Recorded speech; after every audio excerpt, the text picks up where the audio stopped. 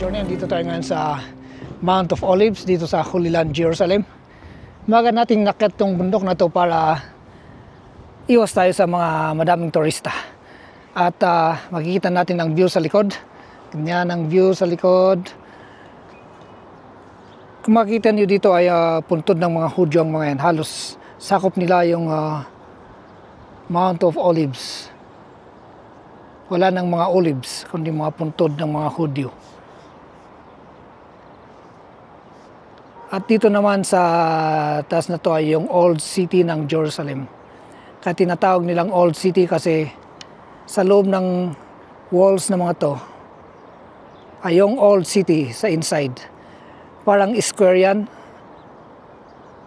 Doon, napapalibutan niya yung Old City.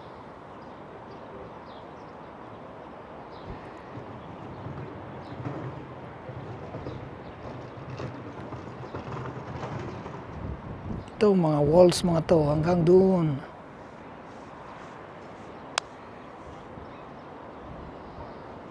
At sa labas naman ng walls ay New City. Yan, makikita nyo yung mga malalaking buildings mga yan.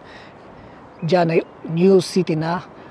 At ito naman yung Dome of the Rock, yung third holiest place ng mga Muslim.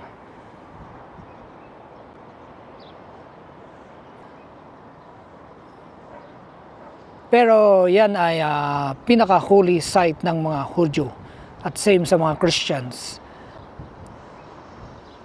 Kasi dyan daw almost sinacrifice ni Abraham yung anak niyang si Isaac. Tawag dito ay Mount Moriah o Temple Mount.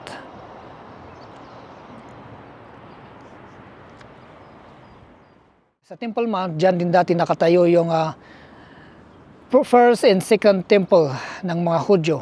Yung first and temple ay time ni King Solomon. Si King Solomon ang nagpatayo. Pero ito ay sinira ng mga Babylonians nung sinakop nila ang Jerusalem.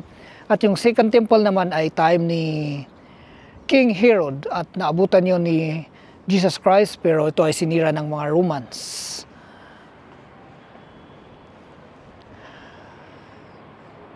Mount of Olives and Old City ng Jerusalem.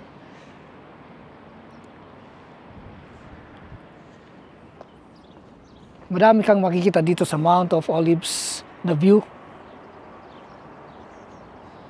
Tulad nito.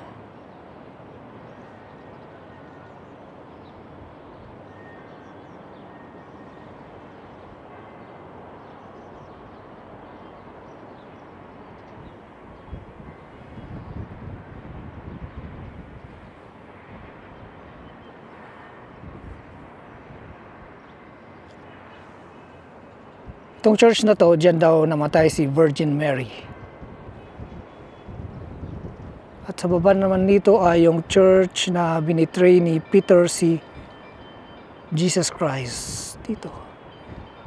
Church of Peter Gallicanto.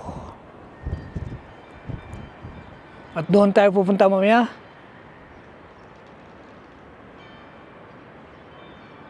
Doon sa dalawang building na yun. Doon yung ating workplace at doon tayo pupunta mamaya.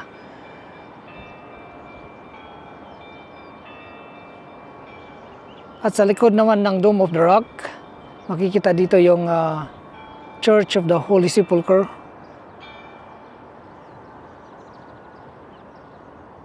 Kung saan daw nangyari yung pinaka-importanting pangyayari sa Biblia, yung kung saan pinako si Jesus Christ at doon din siya nilibing sa tabi niya. Alright, so tayo na ibababa dito at pupunta pa tayo sa ating trabaho doon sa sinasabi natin doon sa dalawang building na yun.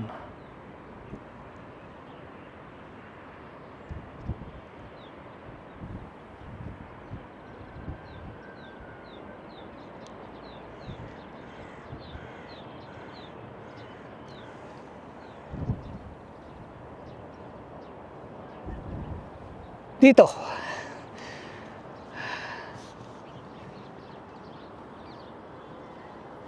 Okay, doki mga ka-journey. At ang oras na ay oras ng pagbaba.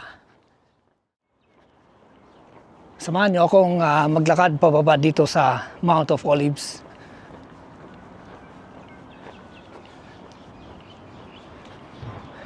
At least pababa, hindi paakyat. Kasi kanina video tayo dito ng paakyat. Pero may bus pala, oh. Sakay tayo dyan sa bus na yan. Yan. Hanapin lang natin yung bus stop at sasakay tayo pababa para hindi na tayo maglakad. Where's the bus stop? Dito yung bus stop.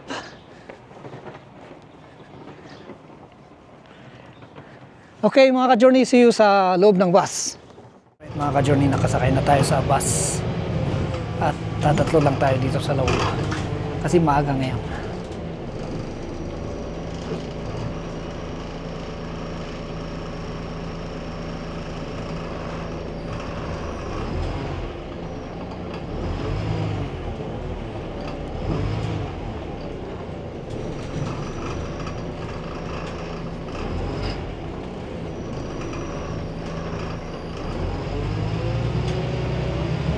Dito tayo ngayon sa isang Arab village. Dito dumadaan yung bus na ito.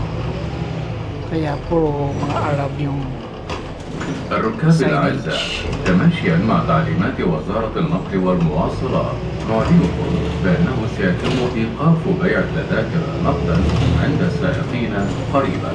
احرص عزيزي الراكب على إصدار وتفعيل بطاقة الركب خلال كل رحلة. شكرا لتعاونكم.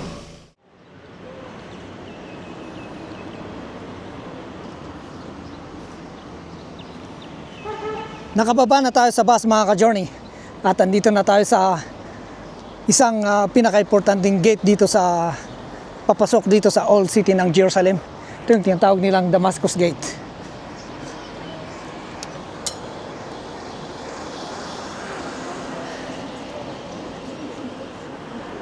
Sisimula nang dumami yung mga tao dito sa labas ng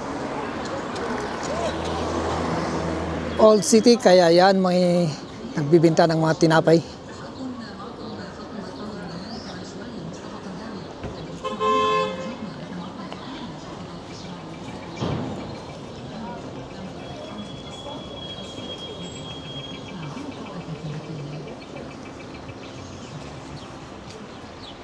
Ito na yung Damascus Gate mga ka-journey.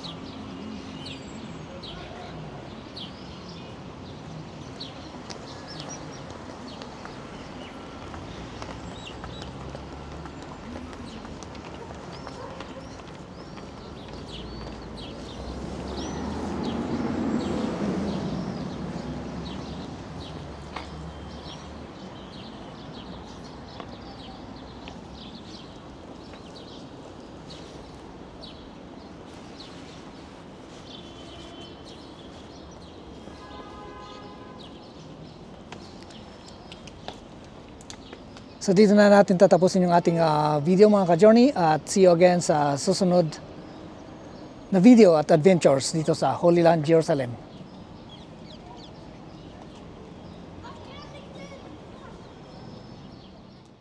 Nakarating na tayo mga ka-journey dito sa ating workplace. At ito yung tinuturo natin kanina nung nasa Mount of Olives tayo.